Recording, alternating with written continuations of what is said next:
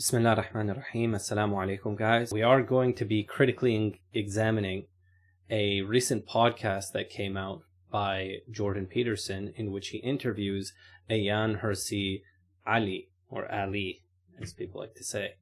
Now, this is a recent podcast, and basically what I'm going to do, because it's a very long podcast, I'm going to go to like certain points in the clip, and we're going to watch, and then we're going to comment, basically, and analyze really what is Ayaan Hirsi Ali saying, whether or not it stands up to reason, and to look at the back and forth as well, because in this podcast, Jordan Peterson wasn't simply passive. He did ask her some interrogative questions, which I'm grateful for, and I'm also glad to see Jordan Peterson back on the up and up, because I believe on the whole, his existence is probably a net positive for humanity, or at least certainly in the West.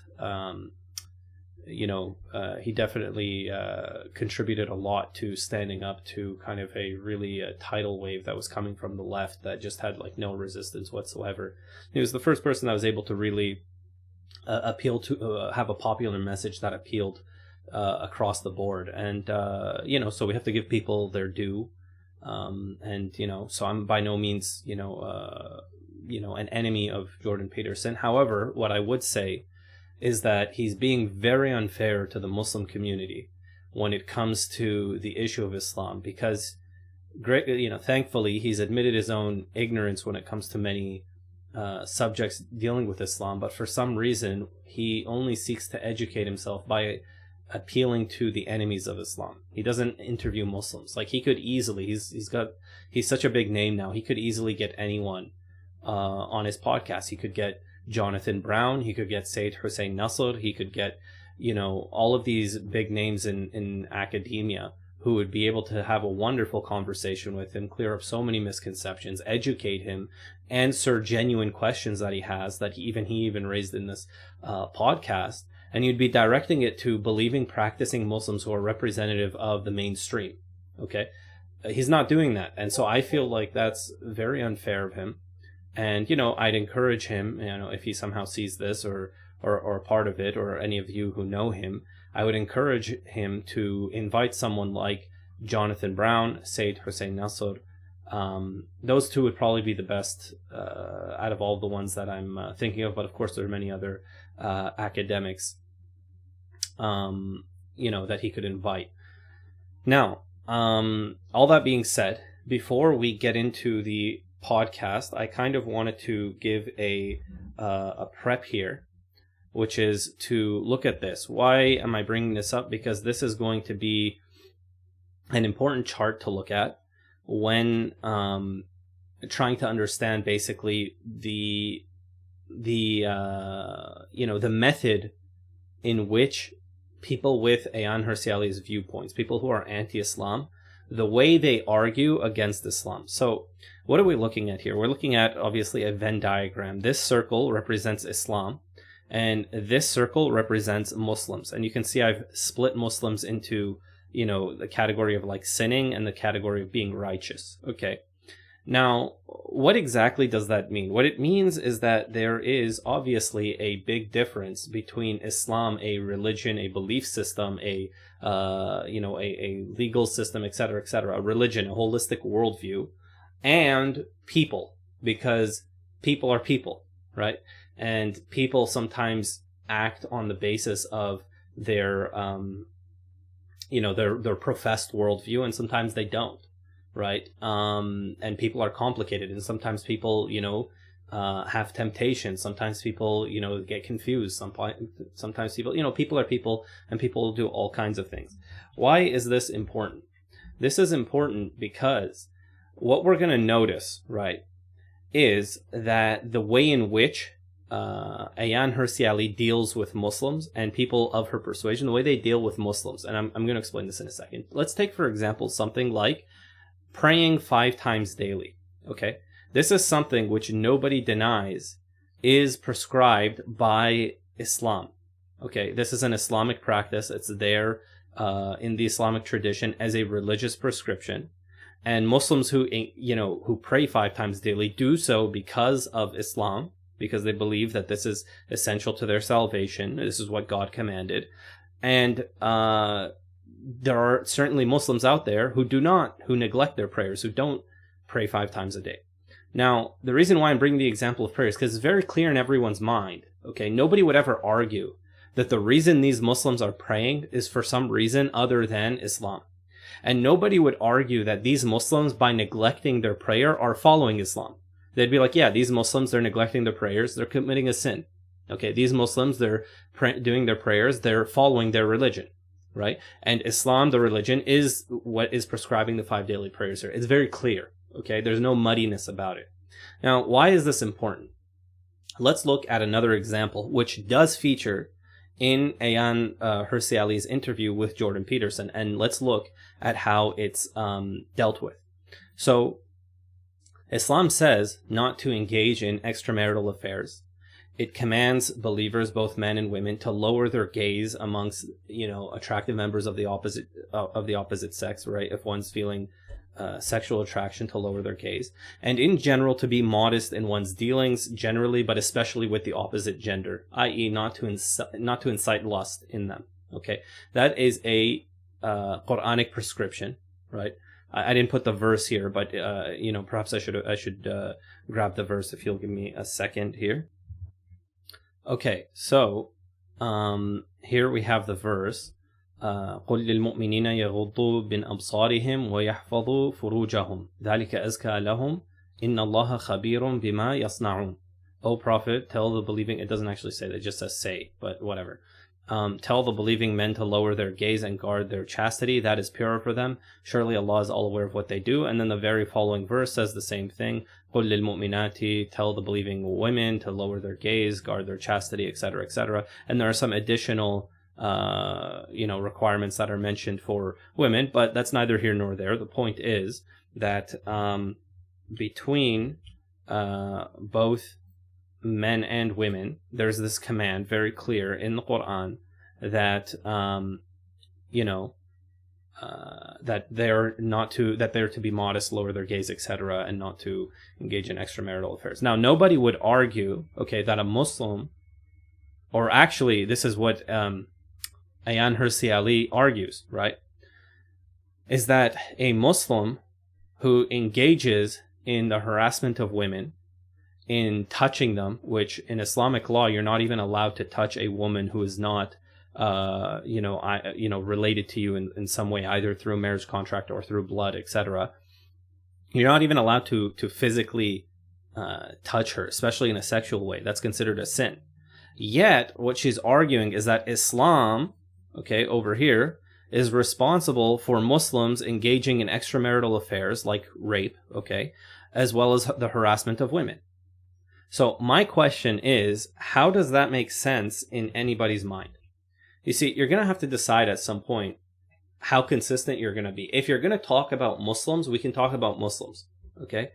If we're going to talk about Islam, we can talk about Islam. But don't come and mix the aspects of Islam that you abhor, that are actually there and can be substantiated textually, with the actions of Muslims, which you also abhor, with some of the actions of some Muslims, which you abhor, and then attribute that to Islam. You're mixing now. You're mixing. You don't know what you're talking about. You don't know what you're doing, right? What you're doing is you have a hatred towards a particular group of people, and you're picking and choosing what you want to in the way that you see fit in order to basically demonize them. How on earth can you attribute, right, engaging in extramarital affairs and the harassment of women and touching women and oogling women, how on earth can you attribute that to Islam? How does that make sense in anybody's mind? There's an explicit verse in the Quran, La taqribu zina, do not come near adultery or extramarital affairs. Okay? And yet, they somehow rationalize this, right? Like as if they're talking about one thing in a coherent fashion. No, you haven't done that. What you're saying is the equivalent of a Muslim who neglects his prayers. That's because of Islam. Islam told him to neglect his prayers. Does anyone buy that? No. Islam didn't tell him to neglect his prayers. He went and did it in spite of, he neglected his prayers in spite of Islam. Islam told him to pray. He didn't pray. Okay, in the same way Islam said, do not ogle women, do not harass them, do not this, do not that, etc., etc. It's all there in the text. It's all there explicitly in the fiqh books, right?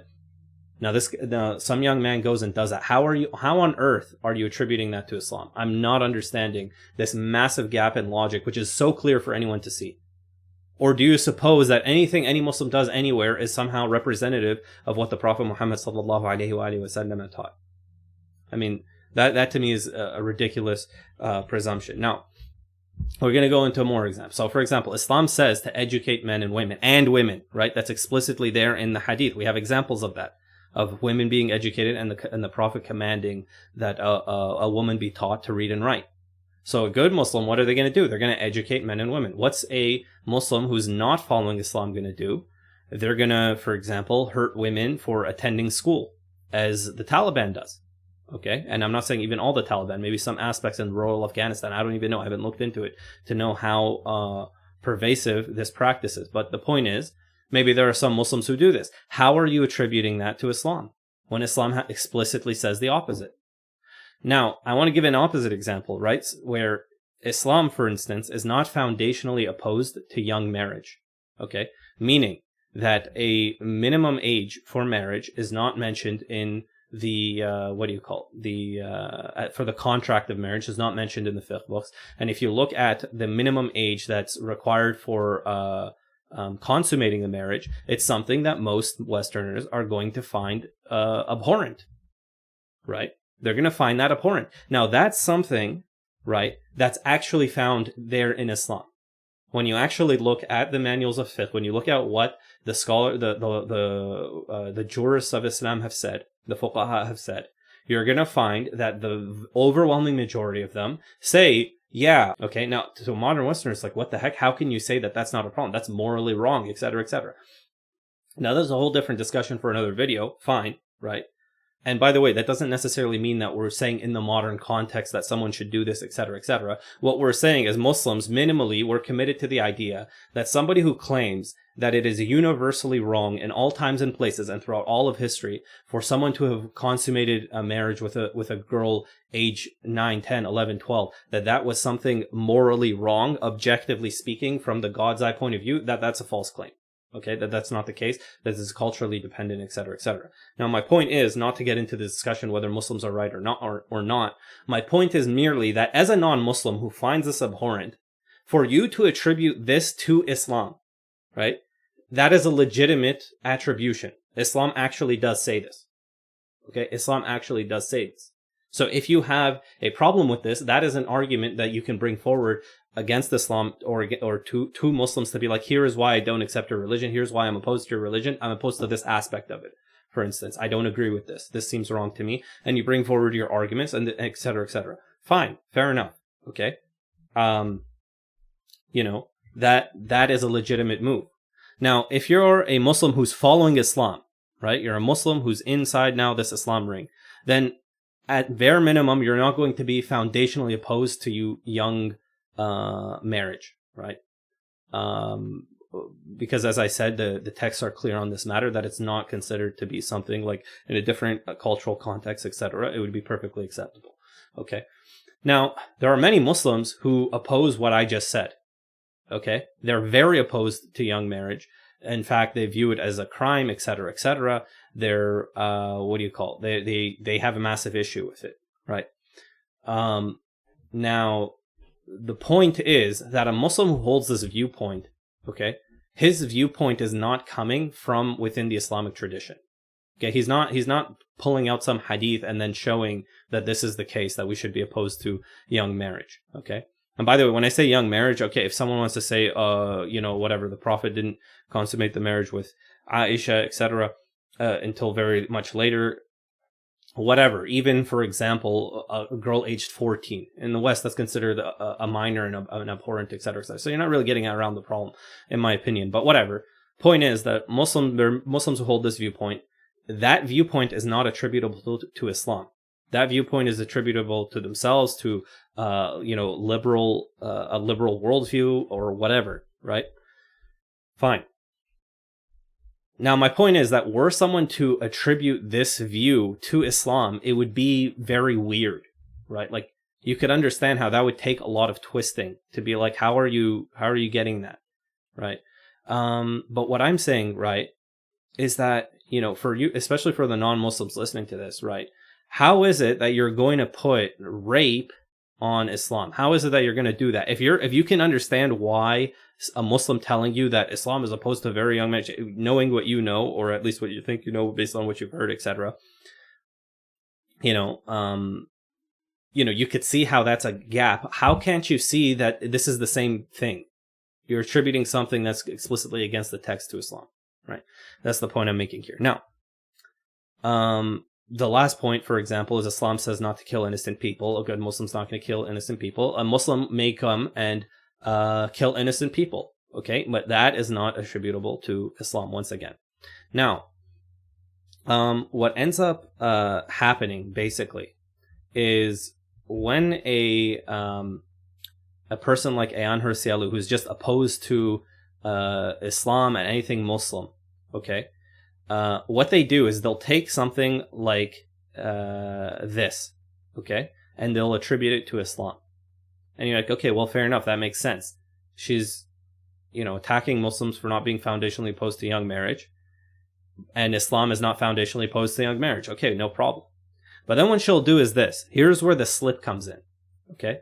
She'll also come and take something like this and be like, oh, this is because of Islam. And then she'll take something like this and be like, oh, this is because of Islam. Okay?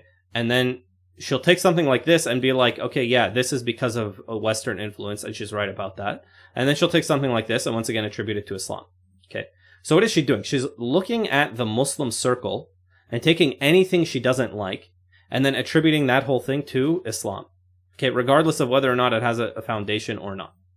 Okay?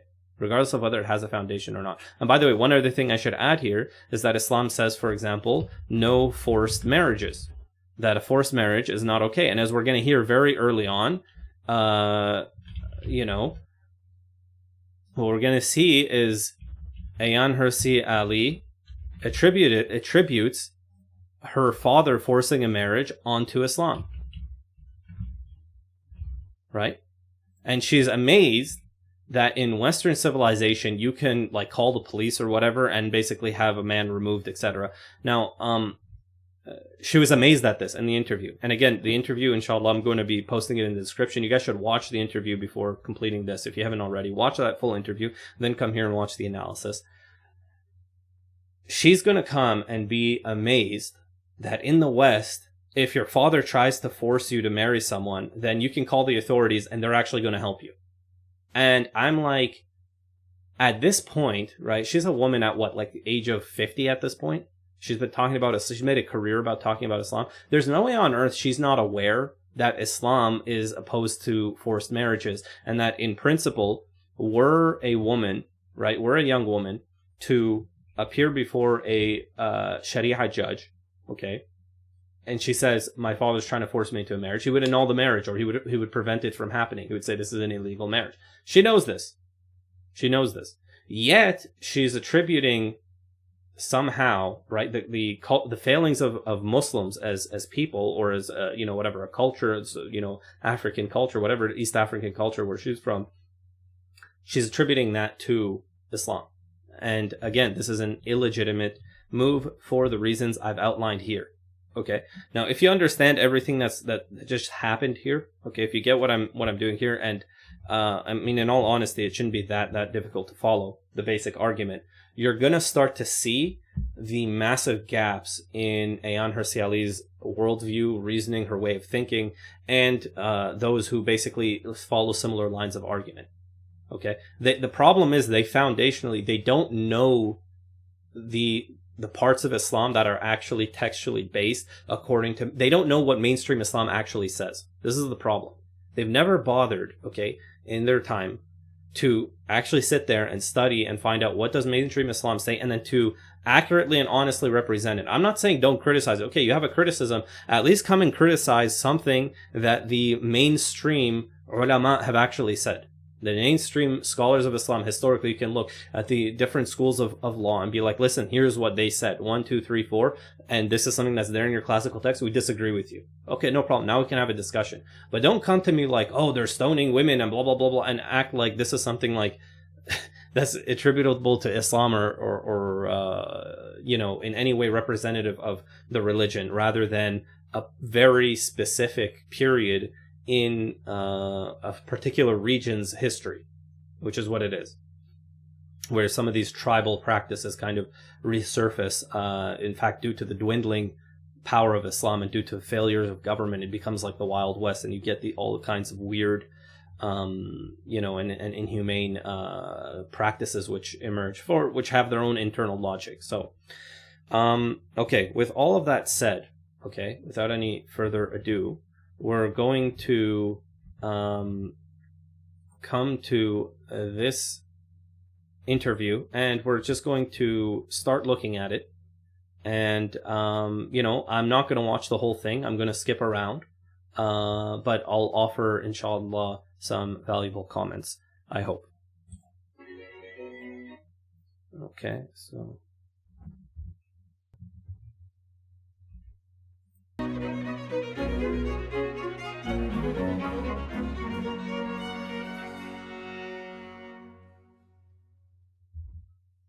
I have the great privilege today of talking with Ayaan Hirsi Ali. She's one of my heroes. I guess that's the case ever since I read her book, Infidel, which I believe was published in 2006. She's also published Nomad and Heretic, and a new book, which we're going to talk about today, a daring book, I would say, which is in keeping with her general courage, all things considered. Pray, the name of the book. Immigration, Islam, and the Erosion of Women's Rights. All topics that I don't believe you can discuss without bringing a tremendous amount of negative attention to yourself, but which in principle still need to be discussed. You've had an amazing life, Ayaan. I don't know if it's a life anyone would choose for themselves necessarily. Maybe just for our viewers who aren't familiar with us, if you could present a bit of biographical information about yourself, that would be a good backdrop to the investigation into your book that we're going to conduct today. And welcome to this discussion. I'm very pleased to see you. Jordan, thank you very, very much for having me. And yes, the feeling is mutual. You are also one of my personal heroes, and I thank you for your courage.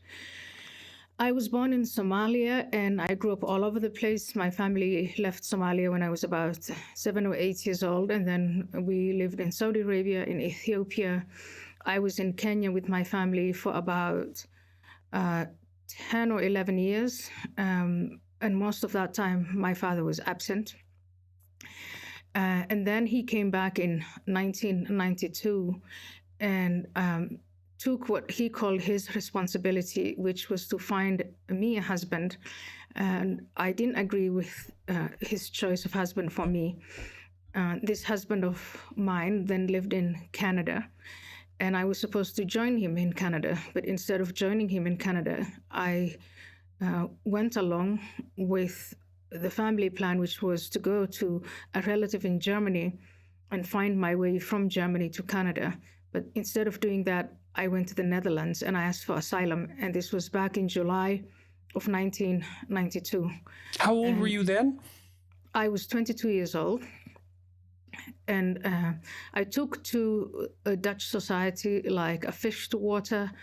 I learned the language. I made friends. I went on to do a master's in political science. Okay, so the first thing here, okay, is once again, we have to ask the question. There are literally millions of people who have immigrated to these countries.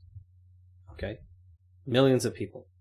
Why is it that out of all of these millions of immigrants, Ayaan Hirsi Ali is being promoted, like her viewpoint is being promoted as if it's the only viewpoint that an immigrant can possibly have to Western society?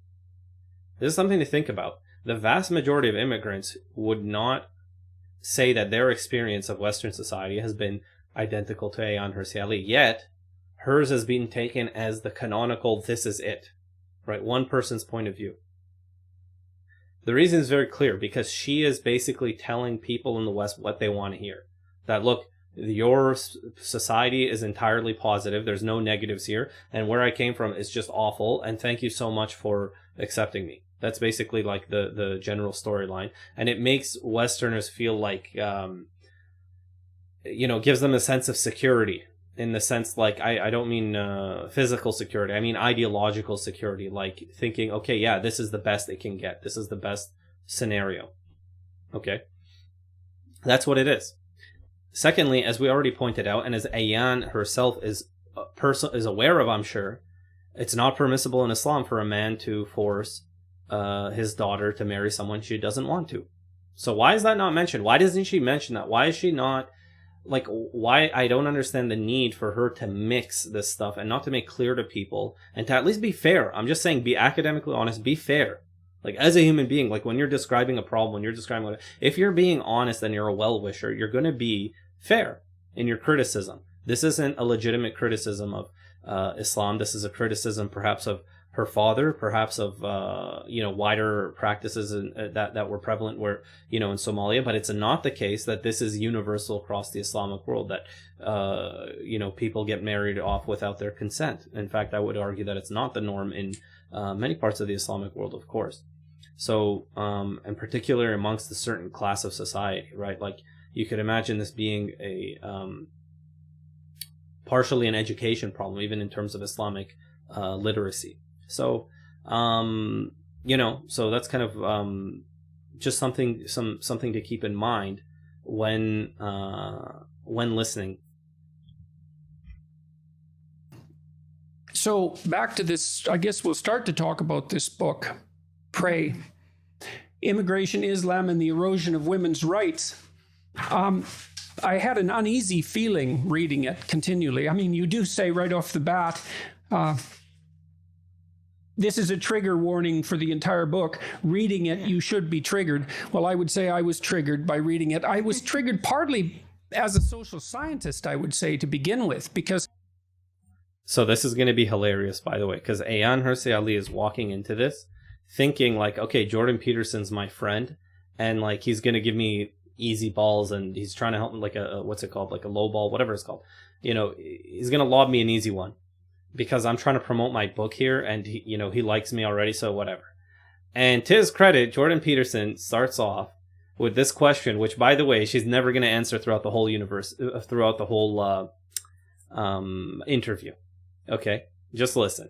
Okay, he's triggered as a social scientist. Let's see why Jordan Peterson is triggered as a social scientist. As I went through the initial part of the book in particular, which deals with statistics pertaining to the sexual assault of women, I was reminded of the many studies that I've been involved in dealing with complex, multifactorial problems. And it's very, very difficult to deal scientifically or mathematically or statistically with a complex social issue. And you run into that problem or encounter that problem over and over among many other problems when you're formulating your argument to begin with.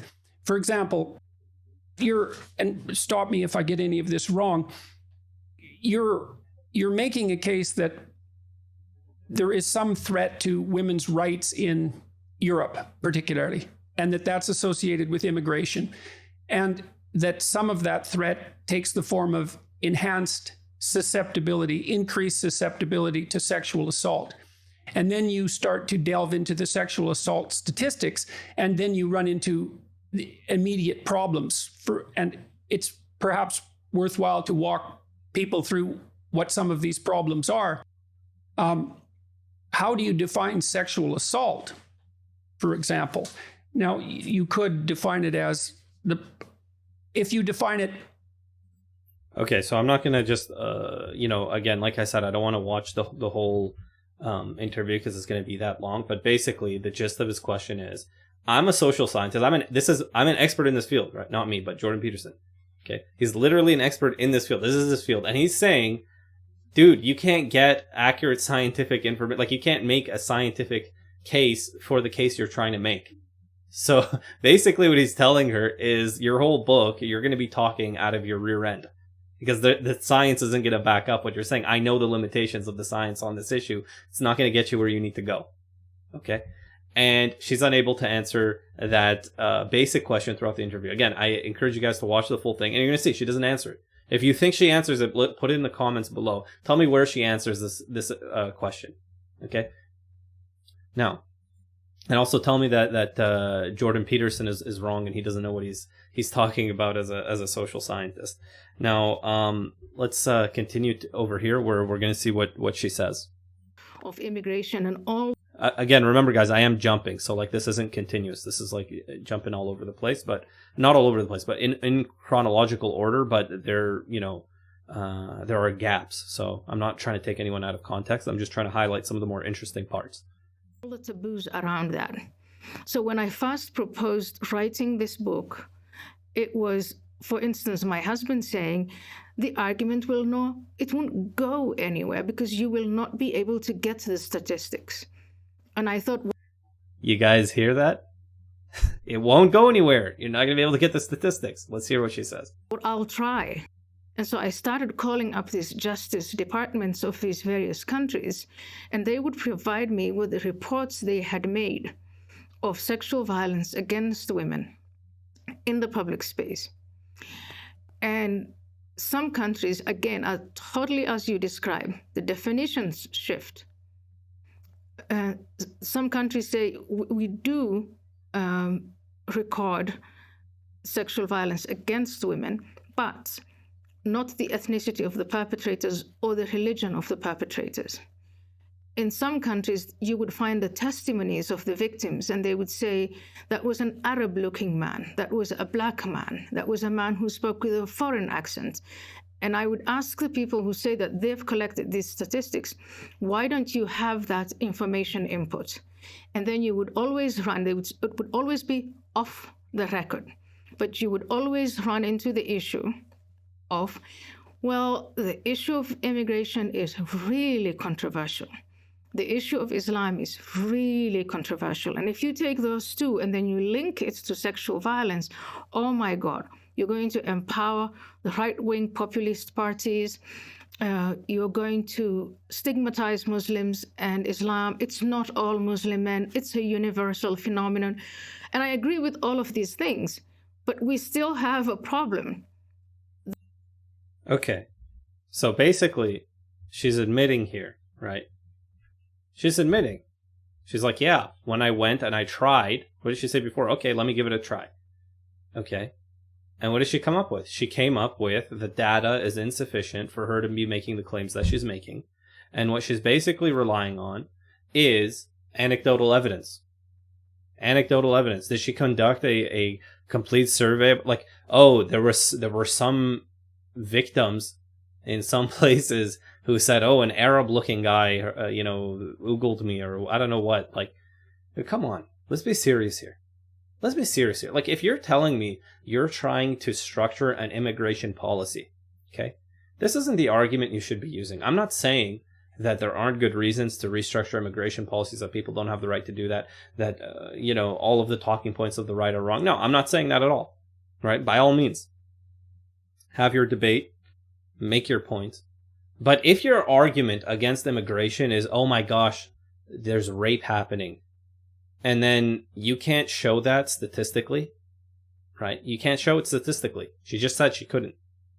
Then that's a bad argument. Stop using it. It's an emotional argument. It's a, what do you call it? An appeal to emotions. It's a logical fallacy. It's, what did Aristotle call it? I don't know, in rhetoric, he has like a 3-part division where you're trying to appeal to someone's reason and then you're trying to appeal to someone's emotions. It's purely that. It's purely that. And you guys know it. You guys know it. That's all I'll say about that. Like random anecdotes, that's not a serious argument. There's a million people or millions of people, for example, immigrating. Okay? You can always come up with a couple of incidences in which things are happening. Okay?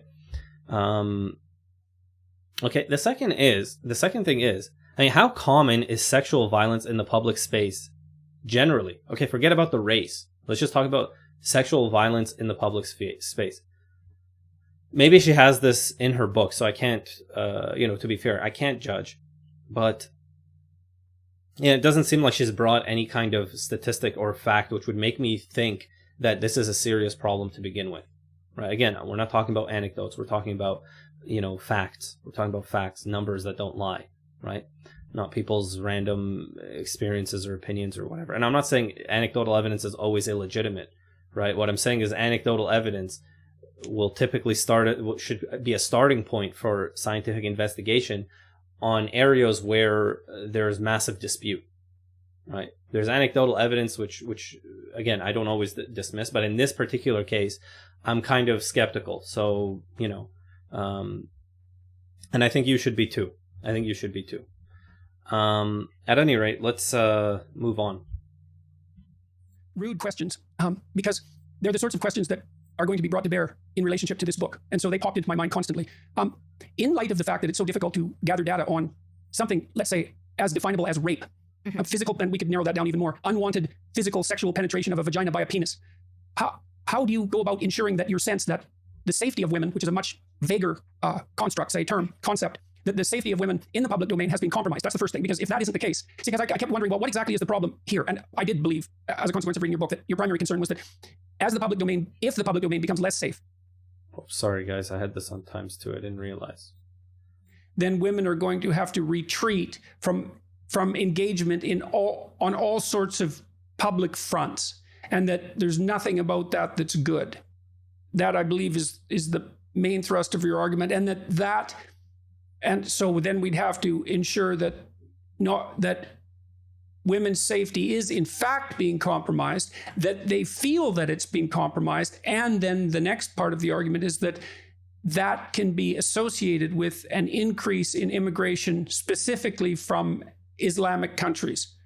And you even evince some doubt about that, I believe, because at one point in your book, you talk about the problem, the cultural problem that might be behind this being perhaps not so much Islam, but polygamy itself and its influence on Islam. So I'm not disputing your claims. I'm trying to adopt, as I always do when I read anything, I would say, the most critical stance to find out what's solid. And so you're obviously concerned about the safety of women. What makes you think that your concerns are warranted? So again, I mean, he's asking her the same question here. Where is the hard data for your claims? Where's the hard data? He's not going to be able to come up with it. Now, what's interesting here is, for some reason, polygamy is now blamed for first of all, it's taken as a fact that this thing is happening to an extent that's, beyond, that's become a serious social problem. That's become something beyond what you would expect if you had, quote unquote, a control group of just young men generally, coming from, as we're going to see, low income families to new countries, etc. Like most of the immigrants coming in Europe, at least, are coming from a lower income bracket, and most of them are young men. So what happens when you take a group of young men of a lower income bracket and, outside the confines of their families, of their whatever, of their social thing, which restricts them, and you throw them into a new society? Is what Muslims are doing worse than if you had a control group of, I don't know, Thai young men coming in? Would it be any different or not? I don't know, right? And neither does Ayaan Hirsi Ali, which is why her argument is completely unscientific, right? Now, all that being said, are the young men who engage in these crimes, harassing women, etc., are they doing so because of Islam's acceptance of polygamy? I mean, I find that a hard sell, because in Islam, there are many explicit prohibitions regarding gender interactions, right? Islam forbids a young man and a young woman who are not related from touching, as I mentioned earlier. So a young man who goes and gropes a woman is clearly violating Islamic law. And by the way, most of them know this. Virtually all of them know this, right? So, again, I mentioned before all of Islam's prohibitions against this kind of thing, lowering the gaze, being modest, etc., etc. So Islam should actually be viewed as a positive force in this regard. Like, if Ayaan Hirsi Ali was being academically honest, she'd be like, actually, their religion is a positive force because it's telling them not to do all these things. These young men who are coming and doing this stuff are doing it in spite of the Islamic prohibitions on these matters, not because of Islamic commands to harass and to grope and rape and whatever that she's accusing these young men of.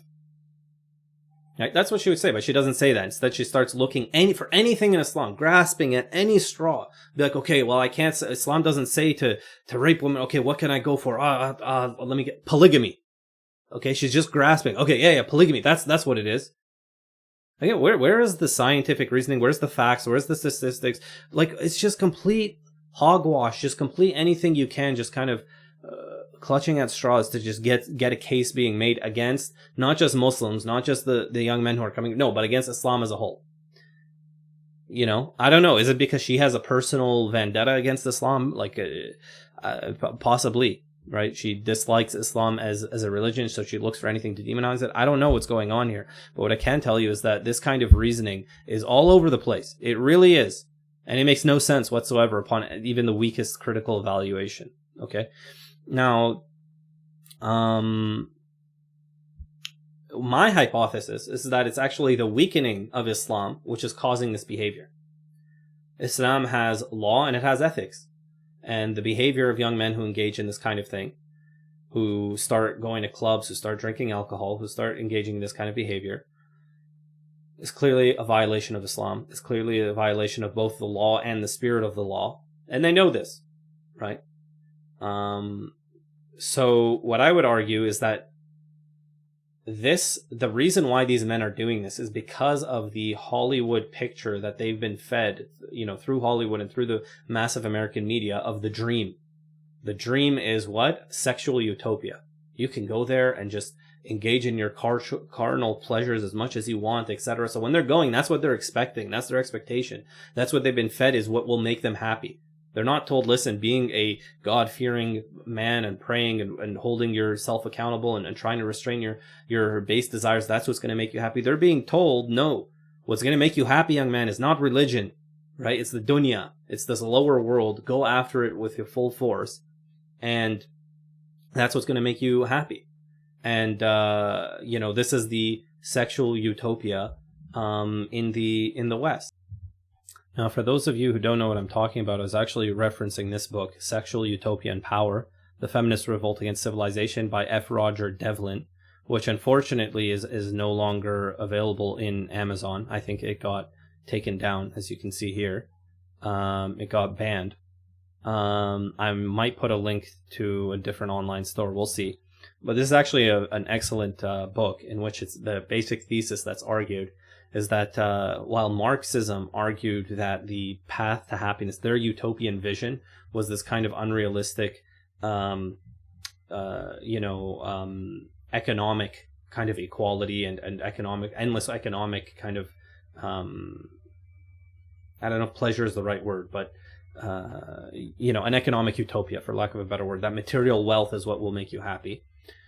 The West, the liberal West, attempted to placate their population by promoting a sexual utopia, the idea that this kind of free sexual kind of marketplace is what's going to make people happy.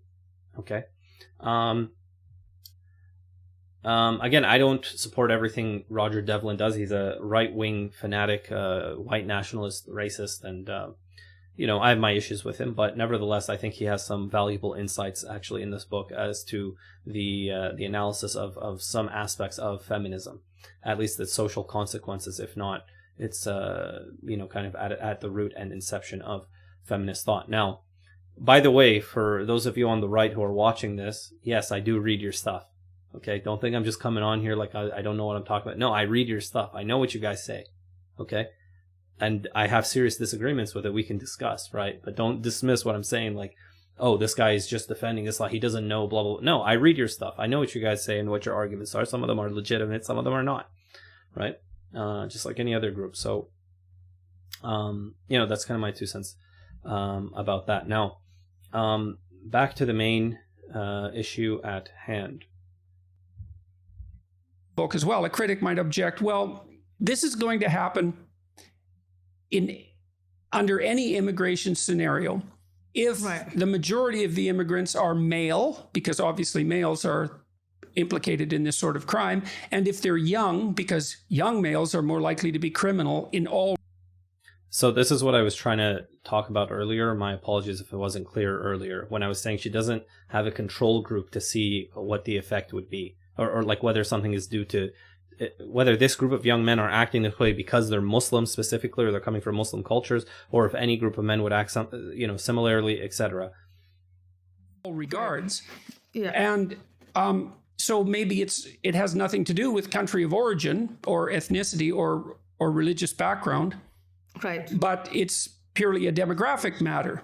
And then there's another issue, which is even if it is true that immigration policy tilts so that young males are more likely to immigrate, that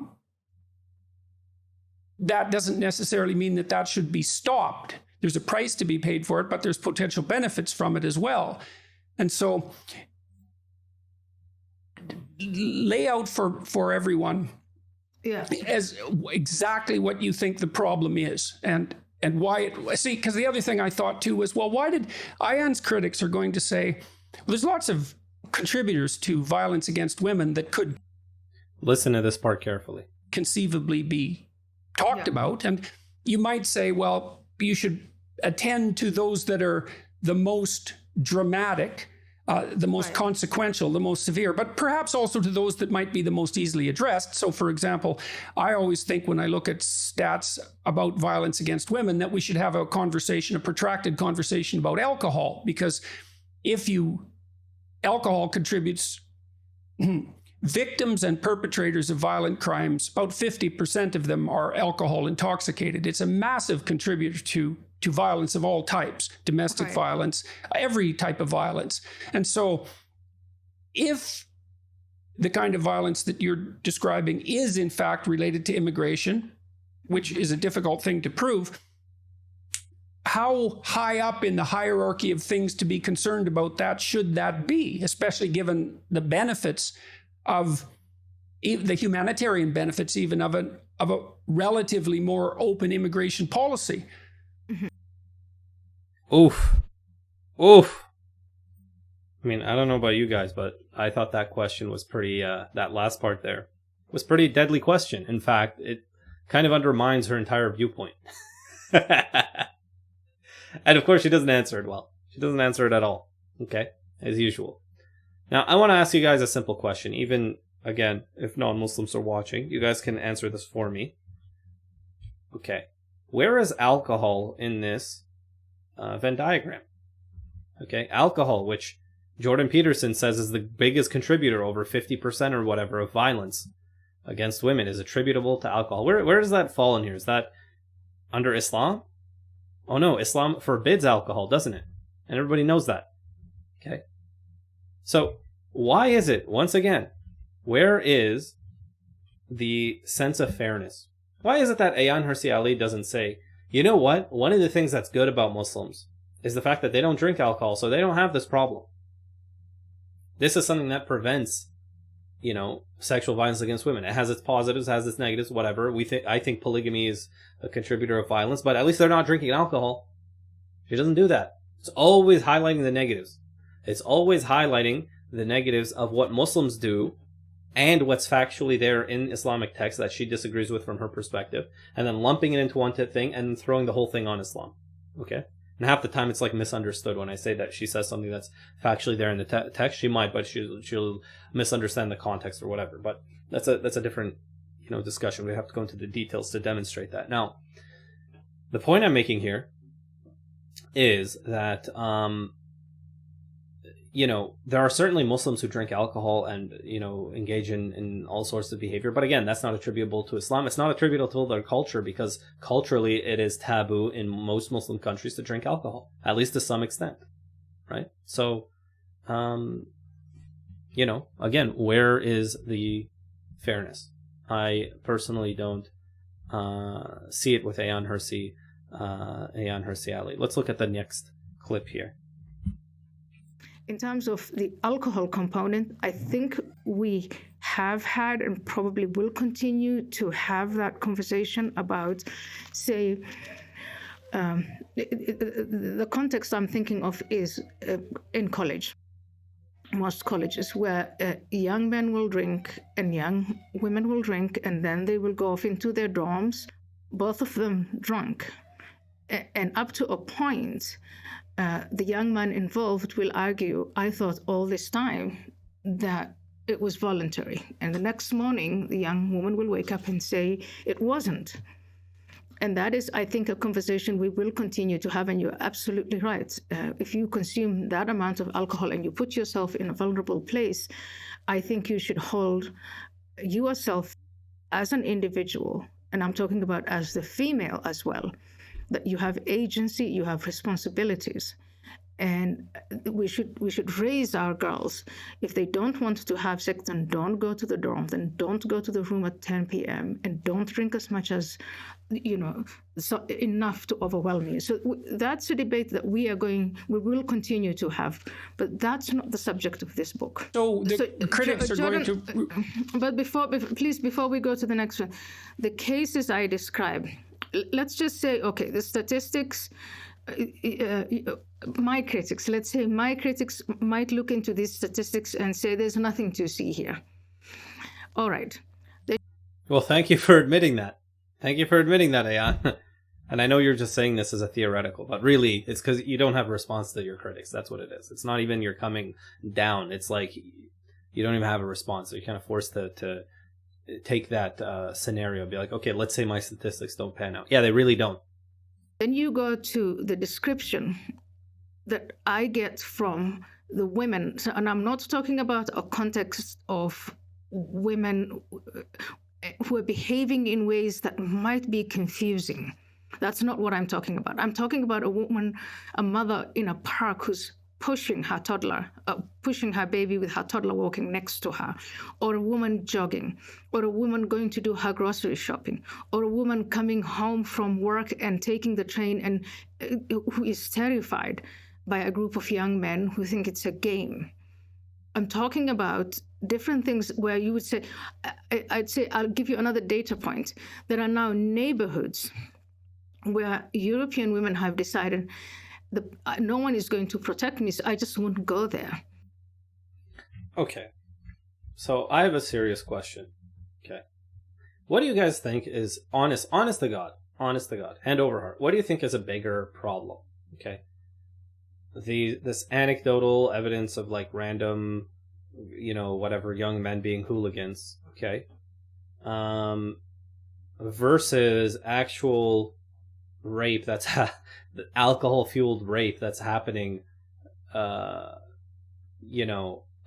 think the feminist statistics are highly exaggerated. They say 1 in 4 women, 1 in 5 women this happens to. I don't think that's the case, but certainly, there's been this entire Me Too movement and the whatever. Like, I don't know. It just seems to me like if you're going to talk about what's higher priority here, like Jordan Peterson pointed out, maybe the alcohol is where we need to look first.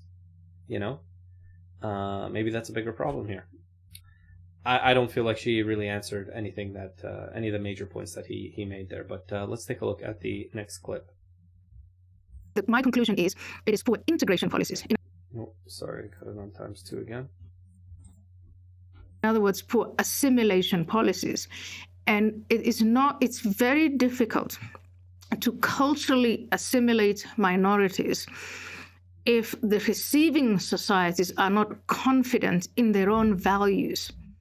And so the process of assimilation and developing successful assimilation that is socializing these young men into the value and women into the values of the host society, this is all compromised by that moral relativist attitude where we were saying you can integrate, and we will only talk about the social economic aspects.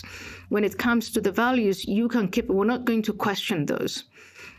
And so there was no, any time there was a proposition to, yes, impose the values of liberal societies on the incoming minorities, there would be an opposition to that. There still is an opposition to that from within, saying to do that is to recolonize them. It's ethnocentric, it's Euros. Okay, see here, now she is not understanding the foundational problem here. Okay, she wants to impose liberal values on citizens, right? Incoming immigrants, but nevertheless, after a certain point, they're going to be naturalized as citizens. She wants to impose those values on citizens. Now, what's the issue with this? See, she's just a mess. Okay, honestly, she's just a mess. The whole point of Western values, one of the foundational aspects of Western values is freedom of conscience.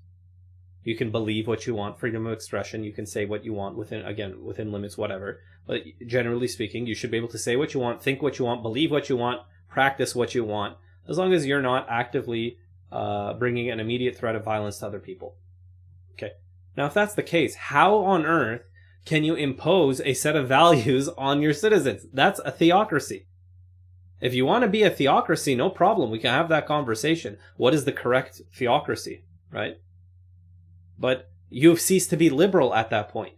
So she doesn't even realize how self-contradictory she's being right now. Like, imagine, guys, like, especially, again, once again, to the non-Muslims watching this, imagine somebody tried to force their religious beliefs on you using the government. How would you feel? Okay, how is it any different when you're imposing a secular worldview? Like, basically, a particular epistemology, an ontology, and ethics. You're telling them what's right and what's wrong and what they have to believe. It's the exact same thing. You've ceased to be liberal. If you're liberal, the most you can do is make the argument publicly. You can make the public argument, and then you have to let people make up their own minds. And guess what? Muslims, many of them are unconvinced. Some of them are leaving the religion, fine. Some of them have become liberal Muslims who aren't really practicing, fine.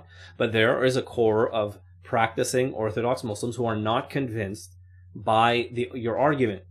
Now, if you're true to your principles, what you have to say is we can't impose our values on other people. Okay? So she doesn't even understand at a deep level what Western values are if she's trying to impose them. Right? If she's trying to impose them on incoming immigrants. It's just, the whole thing is ridiculous to me, and I can't believe like people are taking this kind of thing seriously. I mean, can they really not see how self-contradictory it would be to impose concepts of women's right? Like, you're not even, like, women's right. Okay, what does that mean? Are you gonna force them to what? Like, say the shahada of like women's rights, right?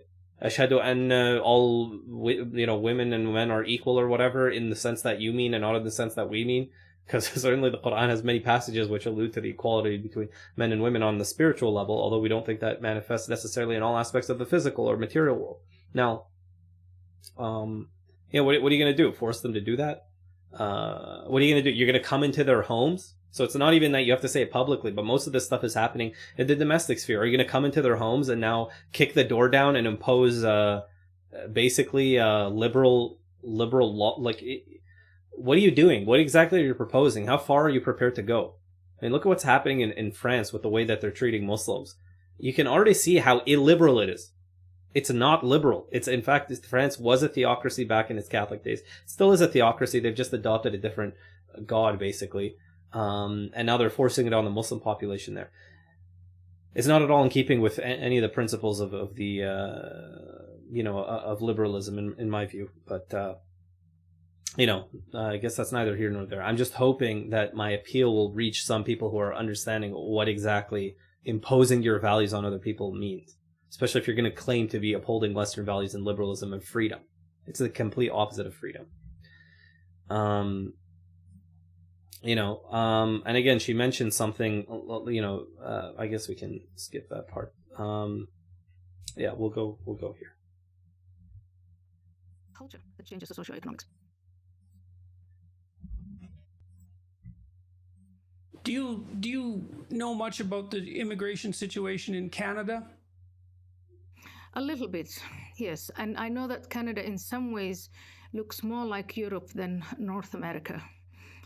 Because they took in large numbers of immigrant men, and some of these situations that I described, some of these anecdotes, I think I could see a lot of them happening in Canada. Yeah. Okay, let's see what Jordan Peterson says. Yeah, well, it's not been obvious to me that in cities like Montreal... Wrong! You're completely wrong, Ayaan Hirsi Ali. He's telling you, nope. Everything you just said, you have no idea what you're talking about. But why don't you go ahead and pretend like you do everywhere else, all right? In Toronto, that we've seen a palpable increase in the kind of street activity that has produced a decrement in women's feeling of safety. I haven't that's not something I've been personally aware of. I don't know if that means that Canada might be doing something right. It isn't obvious to me that our cities, Montreal and Toronto in particular, which have the biggest immigrant communities, especially Toronto, hasn't fallen prey to segregation and the development of communities that are distinctively separate from the other communities in the city. I mean, there are obviously ethnic enclaves in Toronto, but I've never had the sense that we have the same problem here, for example, as has manifested itself in France.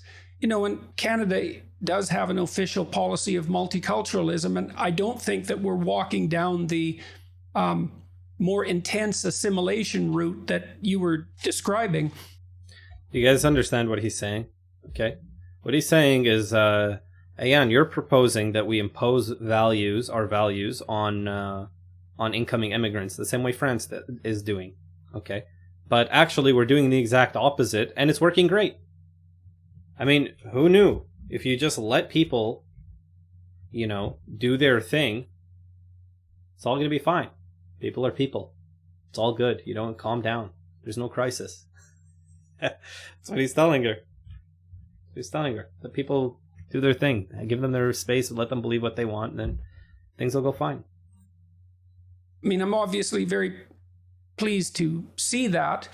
It's certainly not been part of the kind of problems that you're describing haven't really become part of the Canadian national conversation. I mean, it's a strange time now, of course, with everyone locked down with COVID, but it's possible. I don't know why things have perhaps turned out better here, but they seem to have. Well, there's one, again, I'm not an expert on Canadian immigration and integration policies, but one thing that I found striking about Canada is the selection at the gate.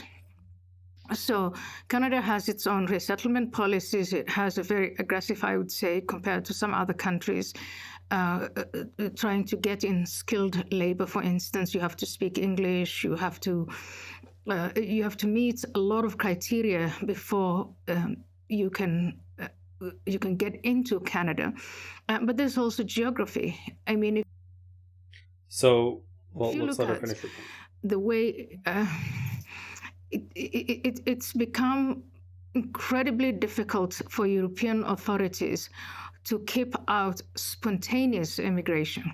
So everybody wants to select their immigrants, and for some countries it's easier than others.